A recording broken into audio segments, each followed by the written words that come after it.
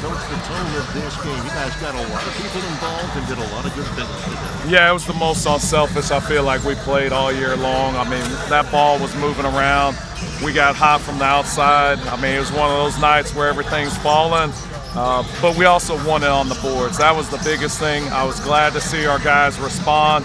You know, that set the tone early in the game. We got 4 or 5 offensive rebounds, which led to 3-point shots. You know, our guys, as I mentioned, we've been using the true rep. Coach Horn got that for our guys, and the way we're shooting the basketball, you know, it's pretty amazing to watch these guys. I mean, to be able to shoot 59% from the 3-point line, that's almost unheard of, and make 17 threes in a game.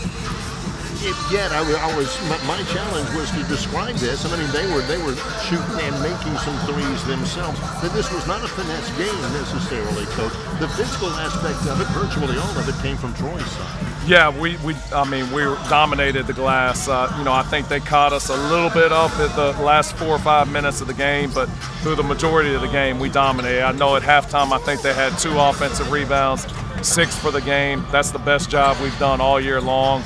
And then we got 18 offensive rebounds ourselves, which, you know, translated to, I don't know how, 30 to 2. There it is. That's the difference in the game. So, you know, phenomenal stat right there. You know, we talk about winning the hustle points. If we don't win the hustle points, we had championship conditioning. The guys knew that we had championship conditioning tomorrow. If we didn't win the hustle points and win the game, they responded the right way. So thankfully, we have a great bus ride home. Don't have to do championship conditioning tomorrow.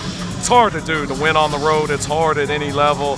And to do it in the way we did, our guys definitely made a statement. We mentioned, you know, that we wanted that it was a physical game and it was largely dominated by Troy. I wanted to make that obvious. The other thing about it, really hot start for Kobe Campbell, really hot start for Cooper Campbell, but really as the game morphed on, everybody up and down your lineup made really significant contributions to true team win. Yeah, they did. They did. I'm proud of them. Every guy did you know, contribute, whether it was defensively, rebounding the basketball. You know, the shot making was phenomenal across the board, but true team effort. And, you know, again, it takes that in order to go in and win on the road. It's not easy. Let me ask you about this, because Victor didn't start. He had struggled from the field, I know, on Wednesday. You gave Carrington a start.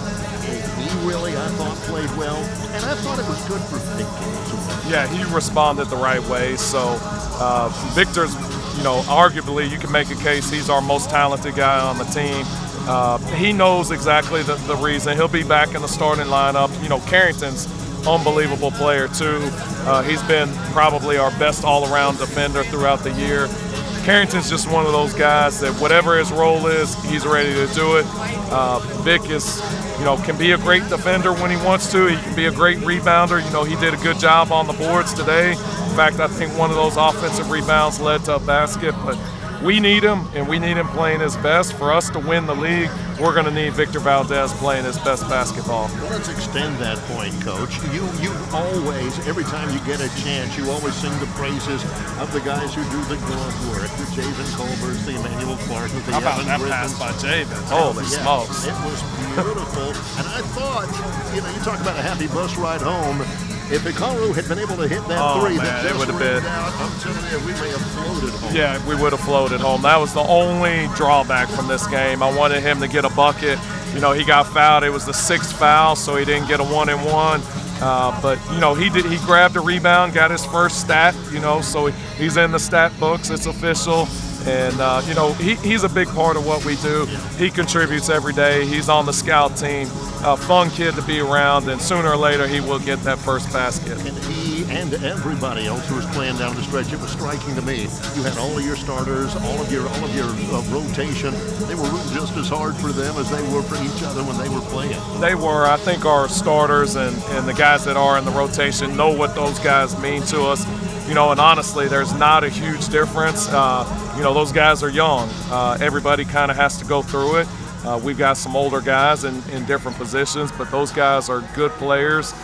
We have confidence in them, and eventually they're going to be in those roles of those guys that are playing 30 minutes. You know, it's only a matter of time before those guys are in those roles. A split of the road trip, Coach, and now you've got 2 at home, Southern Miss on Wednesday, and a return by Arkansas State coming up on Saturday. Speak to the Troy fans about how important of a difference they can provide. We need a huge crowd. Crowds definitely make a difference. I mean, we've been good outside of the West Georgia game, but we need a packed house in there. These games are not easy. We've got a team that can compete for a championship. We're right there, but we definitely need a huge home court advantage. Well put. Coach Scott Cross, appreciate. Congratulations. Thank you.